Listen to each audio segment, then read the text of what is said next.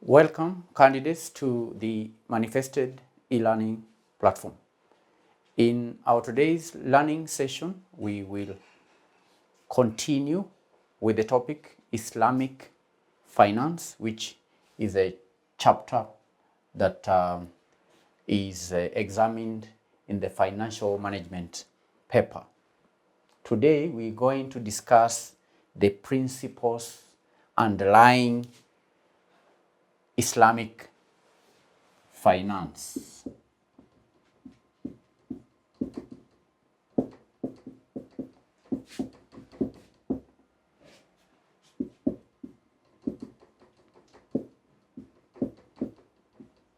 This is one of the subtopics under the topic Islamic finance. Candidates, there are a number of key principles and prohibitions relevant to finance and commercial transactions which distinguish Islamic finance from the conventional forms.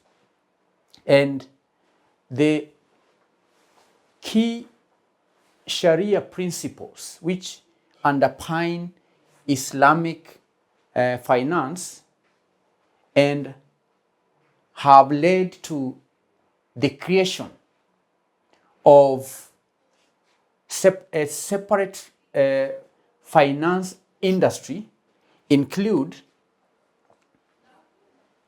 one, the principle of not paying or charging interest.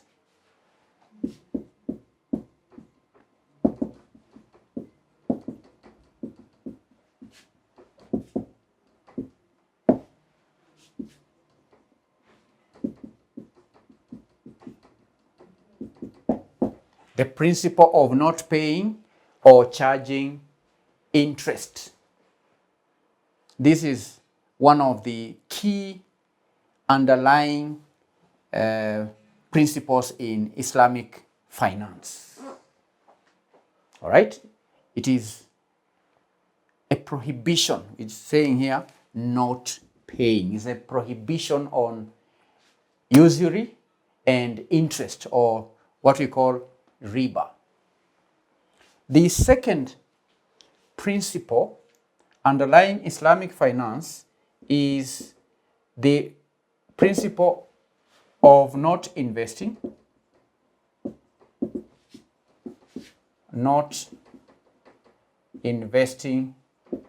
in forbidden items. The principle of not investing in forbidden items.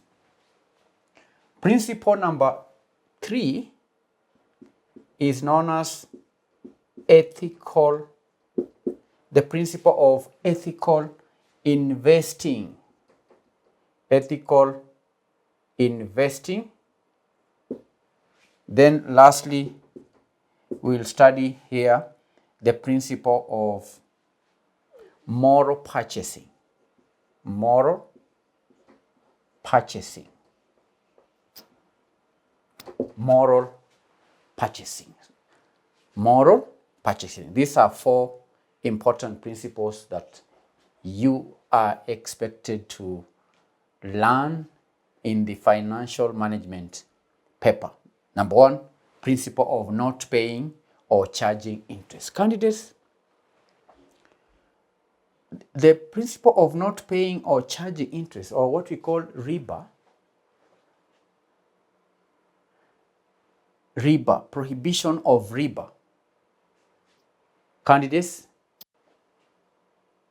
is a term, Riba is a term which means, is a term that means an excess and is interpreted as any unjustifiable increase of capital, whether in loans or sales. And it is a central tenet of Islamic finance. And more precisely, any positive or fixed or predetermined rate that is tied to the maturity or amount of principal is considered riba. Is considered riba and is prohibited. And candidates, the general consensus among the Islamic scholars is that riba covers not only usury but also the charging of interest as widely practiced. Riba. Candidates, this prohibition is based on arguments of social justice, is based on argument of equality and property rights. And I need to state that Islam encourages the earnings of profits but forbids the charging of interest, because profits determined ex post symbolize successful entrepreneurship and creation of additional wealth, whereas interest determined ex ante is a cost that is accrued irrespective of the outcome of business operations and may not create wealth. It may not do what? It may not create wealth where there are business losses. So social justice demands that borrowers and lenders share rewards as well as losses. And that should happen in an equitable fashion, and that the process of wealth accumulation and distribution in the economy should be fair and representative of true productivity. So under the Sharia, it is not permissible to charge, it is not permissible to pay, and it is also not permissible to receive interest. The Sharia does not recognize also the time value of money, and it is therefore not permissible to make money by lending money, as it is the case for the conventional banking system. Candidates, money must be used to create real economic value, and it is only permissible to earn a return from investing money in permissible commercial activities which involve the financier or investor both taking some commercial risk. And candidates, this prohibition, this principle of not paying interest is the main driving force behind the development of the modern Islamic finance. All right? This very principle we are discussing here, candidates, is the main driving force behind the modern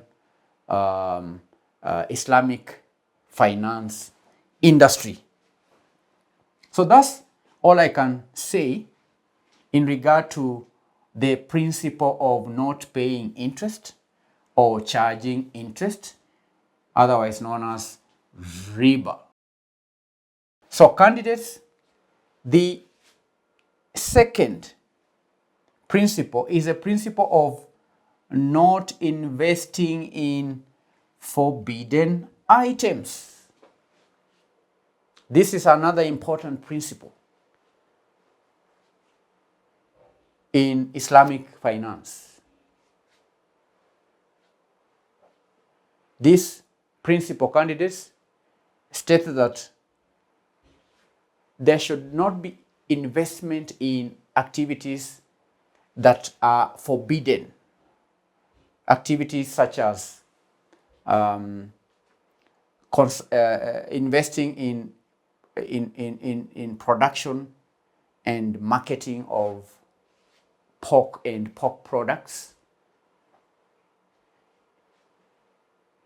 investing in the entertainment industry. Other activities that are forbidden include gaming activities, okay, the games of chance. Another category is investing or production and marketing of pornography and so on. It's a principle, and the activities, candidates that are not allowed under the Sharia. Candidates, this prohibition includes the entire chain of activities relating to pornography, production of pork, intoxicants, entertainment, games of chance. In lesson 1, remember we mentioned also the conventional offering of conventional financial services, and so on. So the prohibition, we say, does include the entire chain of activities relating to the forbidden activities and items. And it includes the production, the storage, the transportation, marketing, advertising, and so on. So the production, the storage, the production, the transportation, the marketing and advertising of these activities is prohibited. Okay, these are prohibited goods and services. So this is another key principle in Islamic finance. The next one is ethical investing. Ethical investing is a third principle underlying Islamic finance. Ethical investing.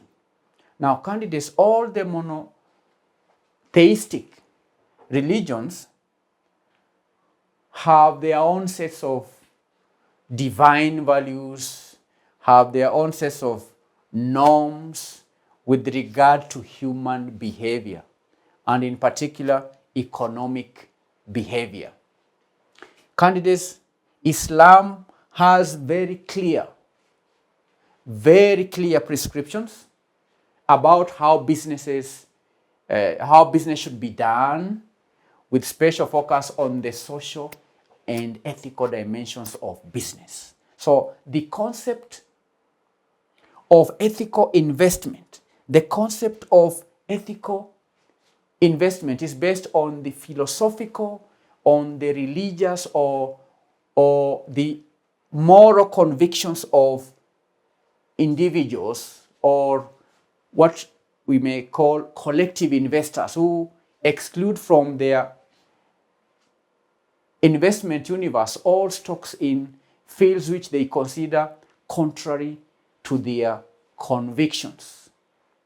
And candidates, in an Islamic framework, an individual not only lives for himself, but the range of his or her activities and responsibilities extend beyond him to the welfare and interests of everyone, or the larger society, or the society at large. So in the Islamic context, the ethical investments and the social responsibilities of individuals that are derived from the Sharia also apply to farms. They also do what? They also apply to farms.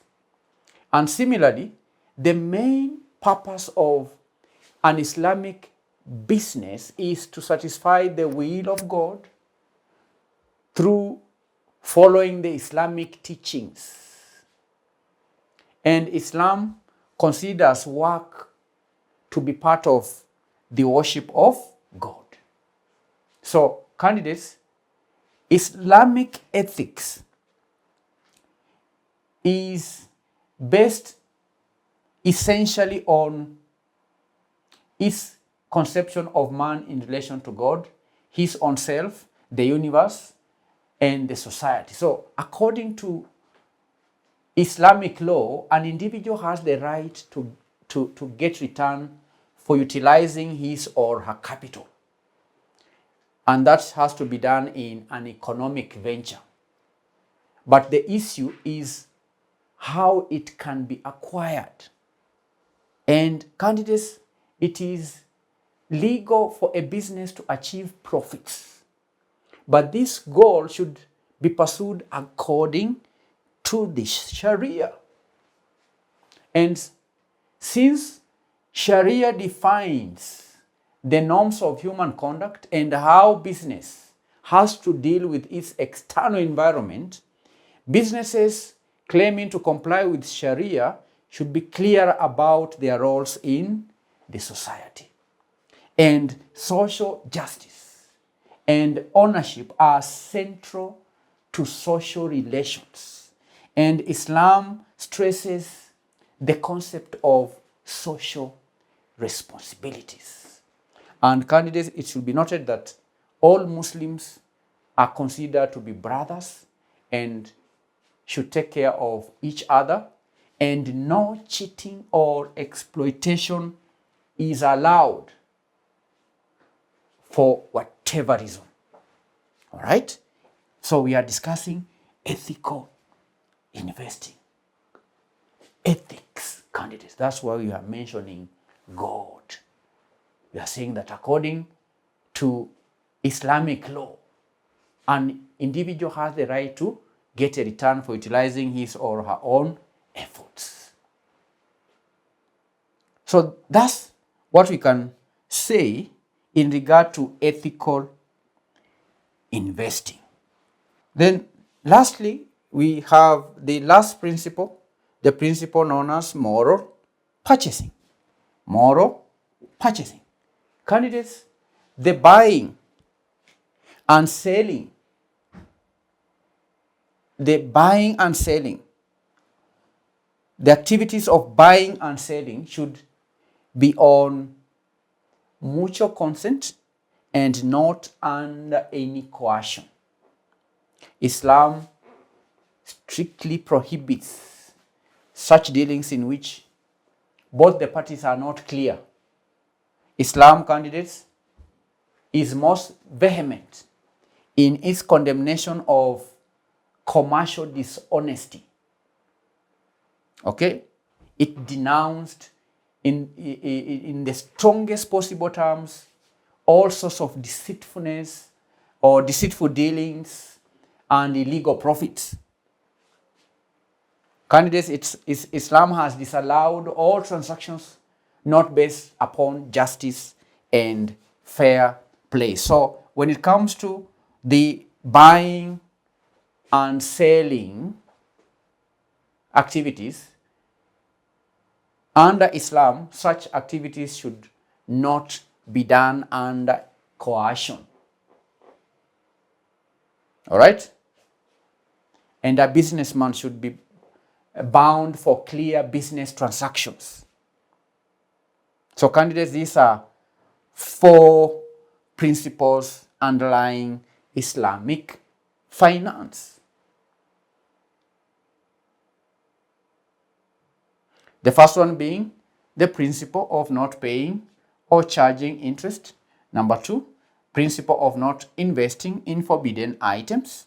Number 3, the principle of ethical investing. Then lastly, the principle moral purchasing. Thank you for attending today's learning session. We continue to learn more in regard to Islamic finance in our next session. Thank you. God bless you. Bye-bye.